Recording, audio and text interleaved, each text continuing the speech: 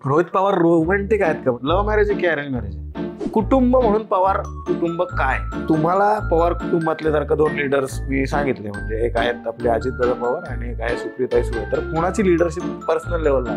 मी फक्त ग्लासात कॉफीच पितो, नाही तर चहा पितो. तुम्ही वेगळं काय पिता? मी नाही, मी आपलं दूध. कोणतरी अशी हिरोईन वगैरे असं बघून आवडत असेल की एखादी? आवडते ना. आपण कसे वेगळे आहोत का दाखवायचे? असं एवढं सगळं करून काय मिळणार आहे? तुम्ही मुख्यमंत्री होणार आहात.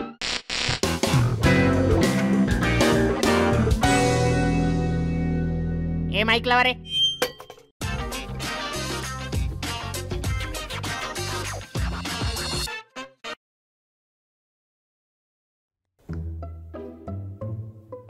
आयुष्यात कधी कधी फाटते, पण मजा वाटते, कारण कंपनीने आपल्याला सांगितलं असतं की यावेळेला सेलिब्रिटी किंवा असं कोणतरी फिल्म इंडस्ट्रीतलं नाहीये. आपण विचारतो कोण आहे बाबा, मग त्या आधी म्हणतात पवार, मग एवढी फाटते. माझं अज्ञान इथनं सुरू होतं की कोण आहे रोहित पवार, म्हणजे कोणाचे कोण आहे, बेसिक मध्येच लोच आहे. असं हा, बर. अजून काय ऐकलंय? मी ऐकलंय की बाबा पवारांचे नातू आहेत. मग मध्ये मी ऐकलं की अजितदादांचा लहान मुलगा म्हणजे रोहितदादा पवार. मग ऐकलं नाही, अजित दादांचे कोणतरी भाऊ आहेत, त्यांचा मुलगा. मला प्लीज सांगा हे असं का बोलतायत? पवार साहेबांचे मोठे बंधू अप्पासाहेब पवार, त्यांचं मी नातू. सगळे राजकारण करतात, बरेच जण नेते असतात, पण या सगळ्या नेत्यांमध्ये आपण कसे वेगळे आहोत का दाखवायचे? असं म्हणजे उगीच आपले केस पांढरे ठेवायचे नाही, करायचे काळे. कोण म्हणलं दाखवायचे? तसं आहे तसं आहे. दाखवण्यासाठी कोण प्रयत्न करतोय? उगाच राजकीय लोकांसारखं बोलू नका, ते कळत नाही तुम्ही कोणाबद्दल बोलता. तुम्ही माझ्याबद्दल बोलत असता. मी जसा कॉलेजमध्ये होतो तसा आत्ताही आहे. कॉलेजमध्ये थोडा बारीक होतो, आता जरासं वजन वाढलंय, ते जरा कमी करायला लागेल. आणि ते थोडंसं माझ्या होम मिनिस्ट्रीचं पण म्हणणं आहे, म्हणजे माझ्या पत्नीचं. लव्ह मॅरेज आहे की अरेंज मॅरेज आहे? अरेंज कम लव्ह आहे. अरेंज आधी झालं, प्रेम नंतर झालं. ते पहिलं प्रेम होतं आणि शेवटचं प्रेम.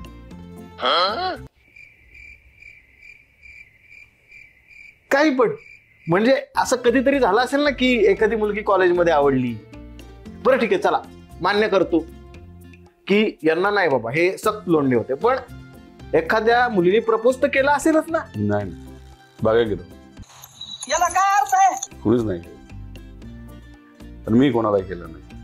रोहित पवार रोमॅन्टिक आहेत का? म्हणजे असं कधीतरी बायकोला चला आज फिरायला जाऊ, लग्न झाल्यानंतर या पॉज मध्ये काय विचार करता? या पॉज मध्ये विचार काय करता?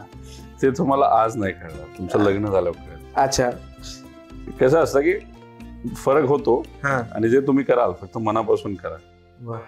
आता कसं आहे की मटेरियलिस्टिक थिंग, मग घड्याळच घेतलं बाहेर, मग गुच्छच घेतला बाहेर, असं नाही. एका गुलाबावर चालत नाही, पण मनापासून. संदीप माहेश्वरी कम संदीप खरे असं मिश्रण मी आत्ता बघितलं 2 मिनिटापूर्वी. असं कधी लक्षात आलं लग्न झाल्यानंतर की बायको नाही तर आपण काही नाही? असं अनेक वेळा वाटतं आणि रोज रोज वाटतं.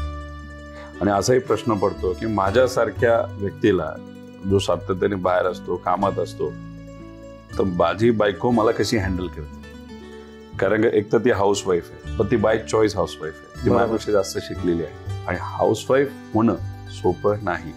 सुट्टीच्या दिवशी 1 तास तरी मुलांना हँडल करायचं असेल, लाखो लोकांना हँडल करू शकतो, मुलांना हँडल करणं सोपं नाही. आणि ती रोज ते करते. पत्नीला असं सांगायचं असतं अप्रत्यक्षपणे की हा जो टाइम आहे तो परत येणार नाही, मुलांकडे जरा लक्ष द्या, मुलांबरोबर चर्चा करा, गप्पा मारा. ही बायकोची भीती म्हणायची, हे जे काय उत्तर अतिरिक्त भीती आहे. फक्त अतिरिक्त माझ्या बायकोला मी घाबरतो. मध्ये नेहमी जेव्हा पवार कुटुंब म्हणून आम्ही बघतो, तर राजकारण म्हणून आम्हाला माहिती आहे की कुटुंब म्हणून पवार कुटुंब काय? जसं तुमचं कुटुंब आहे तसं माझं कुटुंब आहे. आम्ही दिवाळीला एकत्र येतो ना, आणि दिवाळीला येतो ना, यावंच लागतं. अच्छा, जर कुणी बाहेर राहत असेल, ते भारतात आलं असेल, तर मग त्यांचे काही अनुभव सांगतात, जुने अनुभव सांगत असतात, आमची खेचतात, आणि मग आम्ही आमच्या पिढीबरोबर तिथे गप्पा मारतो. मग काय मस्तीच असते सगळ्या टोटल. आणि म्हणजे राजकारण थोडंसं बाजूला ठेवण्याचा प्रयत्न करतो. आणि त्याच्यात मग आम्ही सगळे एकत्रित, आणि सगळ्यात जेवण नॉनव्हेज असतं, व्हेज असतं, कोणाला काय आवडतं ती गोष्ट असते, लाडू असतात, दिवाळी अख्खा फराळ असतो. मग अशा पद्धतीने 1-2 किलो वजन वाढतच. बाहेर कुठं खायला आवडतं की मला रेकमेंड करा ना थोडं की बाबा हे 4 ठिकाणीचा 1 नंबर खायला मिळतं? नाही, नॉनव्हेज खायचं असेल तर आता मी कॉलेजमध्ये असताना बडे मियाज मध्ये खायचो, आयुष मध्ये खायचो. अच्छा, तर चिकन घरी- कुठलं चांगलं असतं? बारामती ॲग्रोचं चिकन चांगलं असतं. त्याच्या व्यतिरिक्त म्हणजे तुम्ही रेस्टॉरंट म्हणताय हा, शिजवलेलं असं. म्हणजे प्रमोशन सोडणार नाही हा माणूस. नाही, कधीतरी घरी या. हा, माझ्या आईचं हातचं मटण खूप भारी असतं आणि माझ्या बायकोच्या हातची बिर्याणी खूप चांगली असते. त्यामुळे तुम्ही घरी आल्यानंतर तुम्हाला खायला देतो, पण ते एकटं येऊन नाही चालणार. बघतेस ना पूजा, रोहित पवारांनी घरी मटण खायला बोलवलंय. किती दिवस वाट बघायची आपण आता? निर्णय घेऊन टाका. नाही, निर्णय आम्ही घेतलेला आहे.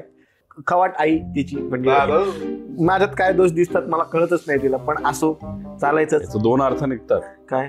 की पूजा एक काल्पनिक नाव आहे, हा, कारण की तिच्या आईबद्दल ओपनली एवढं बोलण्याचं धाडस तर तुमचं झालंच नसतं. त्यामुळे काल्पनिक विषय कशाला इथं आणता तुम्ही? खरं कुणी असेल तर बोला डायरेक्ट. पण एवढं तर नक्की आहे की कोणाची तरी आई आहे आहे, माझ्या आयुष्यावर टपून आहे अशी नागिणीसारखी. आमची काही मदत लागत असेल तर सांगा. त्या पेठेत राहतात, समजून घ्या कोणाला फॉलो करतात त्या. मी काय फार बोलण्याची गरज नाही. बोलण्याची संधी द्या, आम्ही बोलतो तुमच्या वतीने. हे उद्या तुमचं चॅनल मोठा होणार आहे, हा, पण शेवटपर्यंत तुमच्या चॅनलवर हा, प्रत्येक इंटरव्हल नंतर हा, माझ्याबद्दल काही ना काही चांगलं टाकायचं, जर आपलं तुमचं सेटिंग झालं. चालतंय ना? नक्की हा. ठीक आहे. जनरली म्हणजे माझे काही टुकार मित्र आहेत ते मुली बघत बसतात, पण तुम्ही मला असं कळलं की गाड्या बघत बसायचं. मला गाड्यांचं वेळ. मला गाड्या आवडतात, मोटरसायकल आवडतात, हेलिकॉप्टर्स आवडतात. म्हणजे जर पर्सनल चॉईस तुम्ही विचारली तर मला घड्याळ आवडतात, मला मोबाईल आवडतात, मला चांगले पेन आवडतात. वर्तुळ अशी काही चांगलं नातं आहे का, म्हणजे जिथं मला एक लक्षात आलेली गोष्ट म्हणजे त्यातला एक मोबाईल सोडला तर सगळ्या गोष्टी जिथे गोल आहे ते यांना आवडतंय? काय म्हणजे तुमची चिन्हच गोल आहे ना घड्याळ. तेव्हा ते घड्याळावरनं मला लक्षात आलं. मला कळत नाही, जेव्हा कधी तुमचा लोगो बघतो आपण त्या राष्ट्रवादीचा, 10 का झालेली असतात त्याच्यात. दिसताना कसं दिसतं? बरोबर चिकून. बरोबर चिकून. अजून नाही, काय माहिती. ते दुसऱ्यांसाठी आहे ना, विरोधकांसाठी. ते काय होतं ते असं. हा, ते विरोधकांसाठी. अच्छा, ते पण नाहीये. नाही, ह्या सगळ्या गोष्टी आहेत म्हणून तर तीच साईन आहे ना. अच्छा, हा. कोणी कोणाचं? आपण पण 10 झालं होतं. अच्छा, हो. एक माझा खरं सांगायचं तर मित्र आहे, त्याची अशी इच्छा आहे की जसं चहाचे खूप ब्रँड्स आहेत, फ्रँचायझी आहेत, तसं वडापावची कुठली फ्रँचायझी नाही. त्याला काय सजेशन कराल, म्हणजे काय सांगाल त्याला? तो नुसता विचारच करतो का सुरू केलंय त्याने? त्याच्या वडिलांची वडापावची गाडी आहे. नाव काय? मग तुम्हीच आहे काय? हा, असं गल्ल्यावर किती वेळा बसता? बसवतच नाही आपल्याला. नाही बसत. बसायला सुरुवात करा. 1 ते 100 वेळा वेळ लागणार नाही. म्हणजे आपण काय करतो की असं झालं पाहिजे, तसं झालं पाहिजे, हे केलं पाहिजे, ते केलं पाहिजे. सकाळी उठल्यापासून संध्याकाळी फक्त विचारतच राहतो. गल्ल्यावर बसायला सुरुवात करा. 1 ते 100 व्हायला वेळ लागेल आणि सोसायटी तुमची प्रगती होईल. असं काहीतरी बिझनेस मंत्र द्या ना की हे कर. असं झालं असतं तर पुस्तकं वाचून लोक सगळे श्रीमंत झाले असते. तसं होत नाही. थोडक्यात मी इथं मराठी किड्यात हेच करत बसायचं. ठीक आहे. तुमचा हा पण व्यवसाय मोठा आहे की राव. तुमचा वैचारिक किडा आहे, तुमचा मराठी किडा आहे, तुम्ही एक कलाकार आहात. खरं सांगायचं, आता मी इथे येणार म्हणून आधी तुम्ही अभ्यास करून ठेवला किंवा कोणाला तरी जरा सांग रे काय काय असं आहे की नाही, मी असा अभ्यास केलाय की जर सुरजनी जर चुकीचा एखादा मला प्रश्न विचारला, अच्छा, तर तो राहतो कुठं याची फक्त मी माहिती. अच्छा, नाही ते असू दे. जोक्स अपार्ट, काही गोष्टी एडिटिंग तुमच्या मध्ये घराच्या आसपास कुठे चांगली मिसळ मिळते का? म्हणजे काय मिळते ना. म्हणजे काय म्हणजे बघा, घर कुठे मला कळलं. त्यामुळे याच्या पुढे सांभाळून प्रश्न विचारा. बारामती ॲग्रो एवढा मोठा बिझनेस आहे, तर या माणसाचं शिक्षण कशात झालं असेल किंवा काय? वडिलांचा आधी बिझनेस होता, मग तो पुढे कंटिन्यू केला का काय? बिझनेस आजोबांनी चालू केला 88 ला. अच्छा, पण त्याचा हेतू एकच होता की शेतकऱ्यांना हमीभाव मिळाला पाहिजे, शेतकऱ्यांना काहीतरी एक चांगला हाताला व्यवसाय मिळाला पाहिजे, काम मिळालं पाहिजे. त्यानंतर बाबांनी बघितलं. अच्छा, 2007 ला माझं वय होतं 21.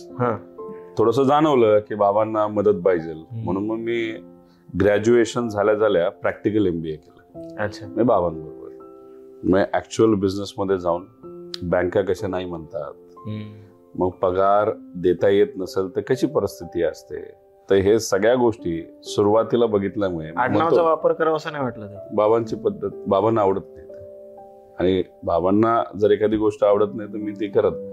कधी तुम्ही हे सगळं करताना ढसाढसा रडू आलाय की आज असं वाटतं तुमच्याकडनं होणारच नाही, असं झालं? होतं ना, माणूस आहे शेवटी.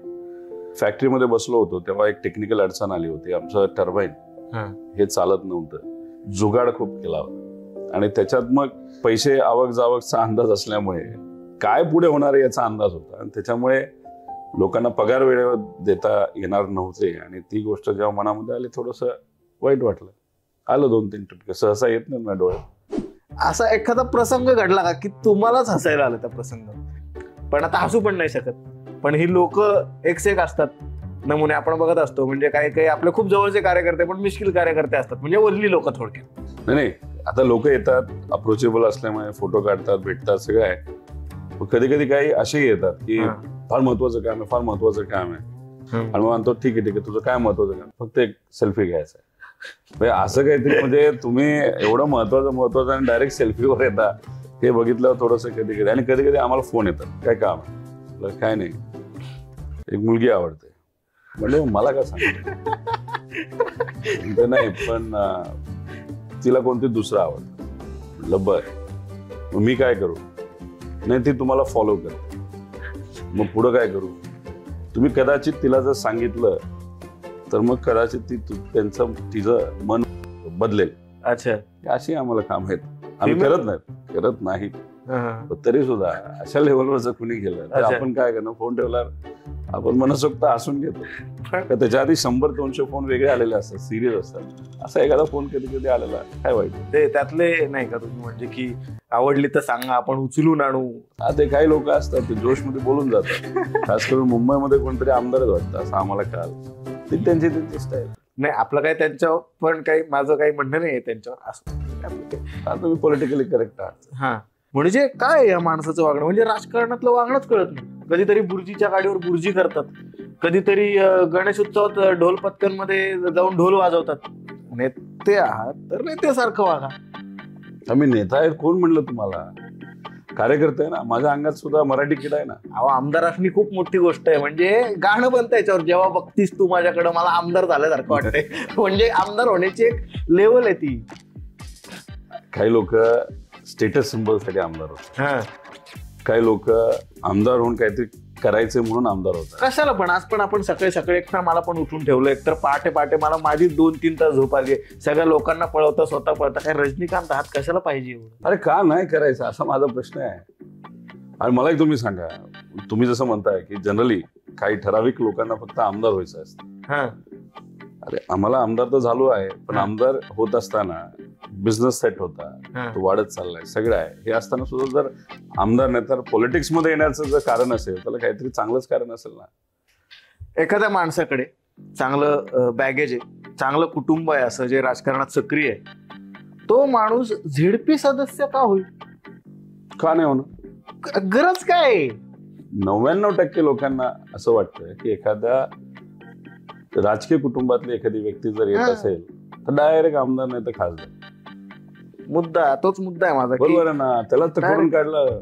बारामतीत एवढं मोठं प्रस्थ असताना जवळपासच कुठेतरी निवडणूक लढवायची, 100% आमदार होता येईल आपल्याला. कर्जत जामखेड याची काय गरज होती?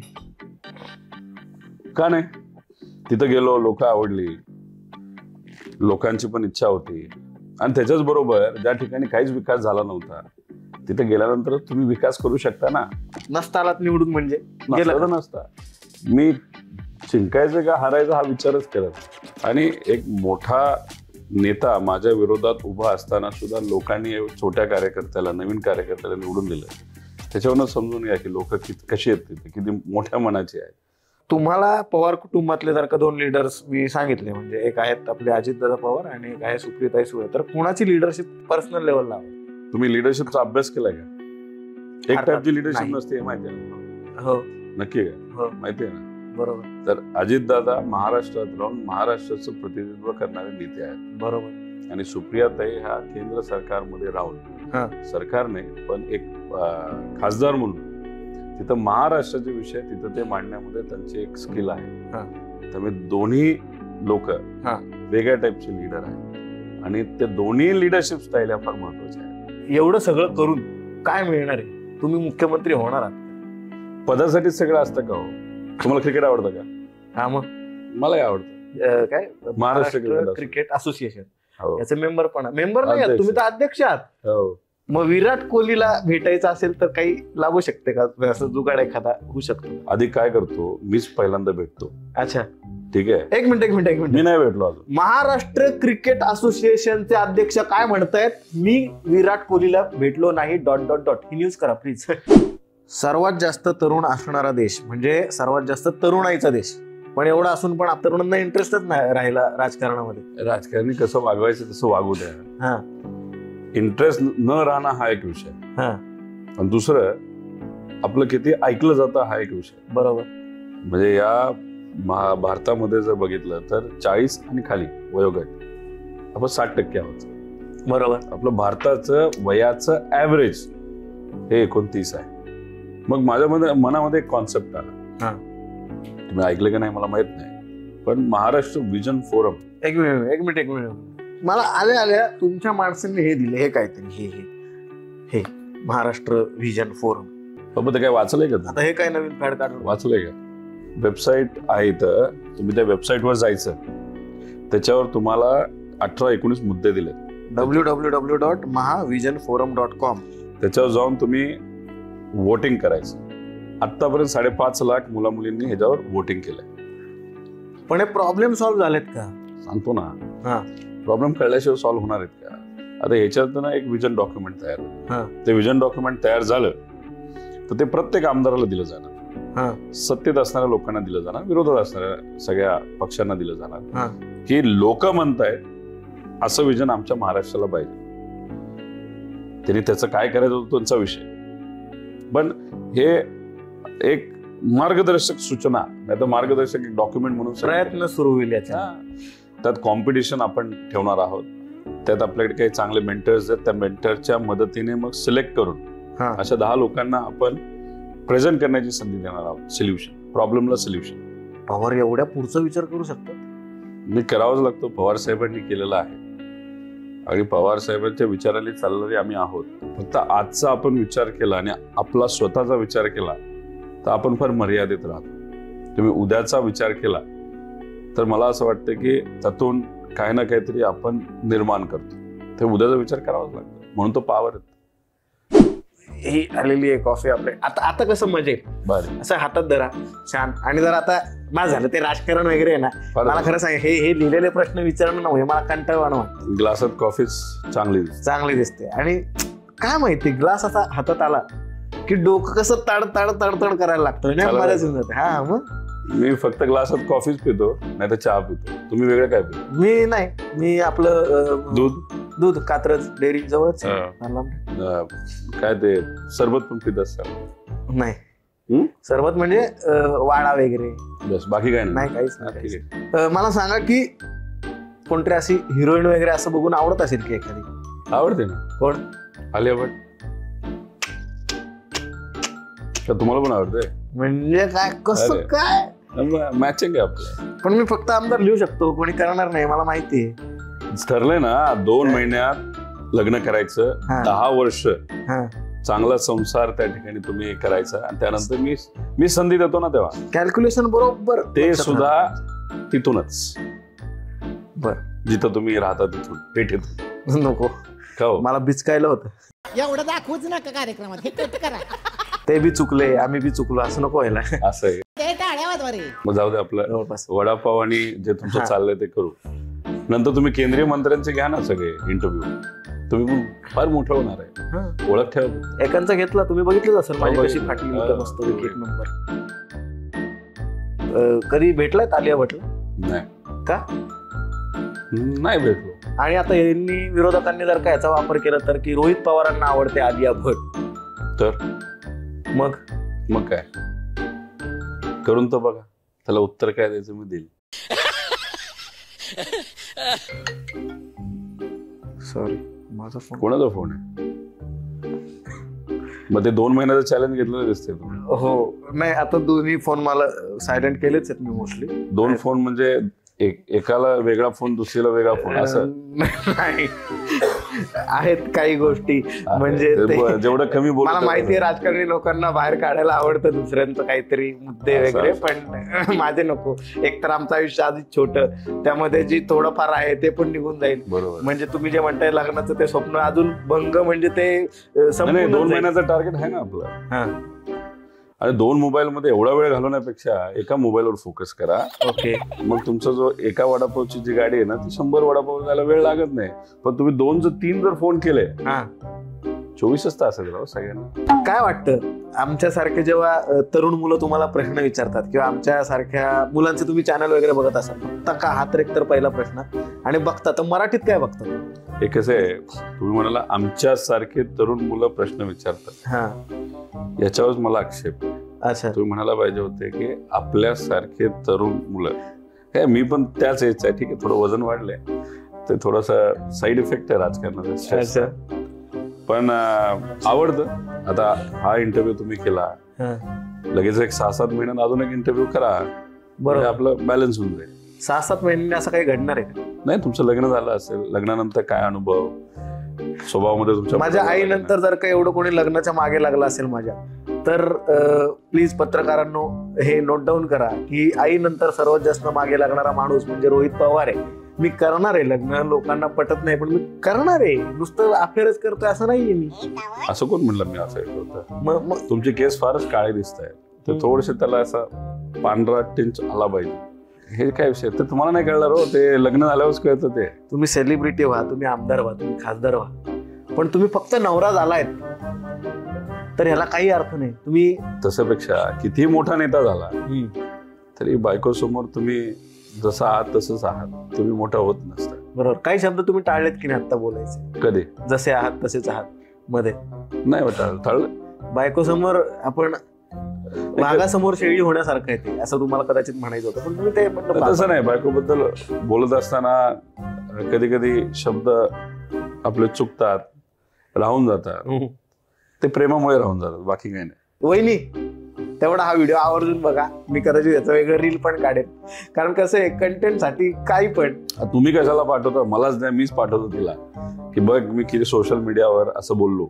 लाडका शब्द जो तोंडातच बसलाय की हा शब्द मी सतत उच्चारत असतो, किंवा लाडकी शिवी म्हणजे कोणाला काहीतरी बोलायचं असेल, कधी शिवी जी आहे ती शिवी देत असताना फक्त पोट हालतात, शब्द बाहेर निघत नाही.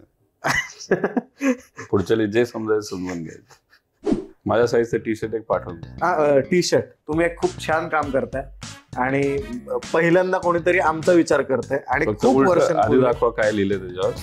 हा, याच्यावर आपले महाराज आहेत, महाराजांची सावली आहे आणि गड किल्ले आहेत. महाराजांनी महाराष्ट्राचा विचार केला, मराठी माणसाचा विचार केला. तसाच विचार कोणीतरी ठेवू पाहतंय ही आमच्यासाठी अभिमानाची गोष्ट आहे. आणि त्यासाठी तुम्हाला हा एक टी-शर्ट आम्ही देतोय. kidebaaz.com नावाची आमची एक वेबसाईट आहे.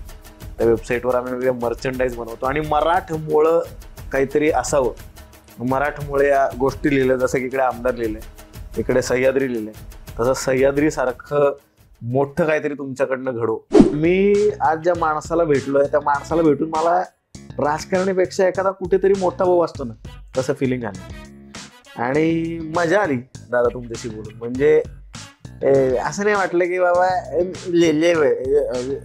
असतं नाही, थोडं तसं काही नाही, एकदम कॅज्युअल आहे. मला एक फरक कळला की रोहित पवार का होतात आणि किडाच का राहतो. पण सगळ्याच्या अंगात किडे असतात आणि विडा उचलला तरच तो किडा मोठा होतो. हा, तर उचला विडा आणि करा किडा. काय बोलतोय मी, हे कट करून टाक, झालंय, व्हिडिओ संपलाय. Hello, bye.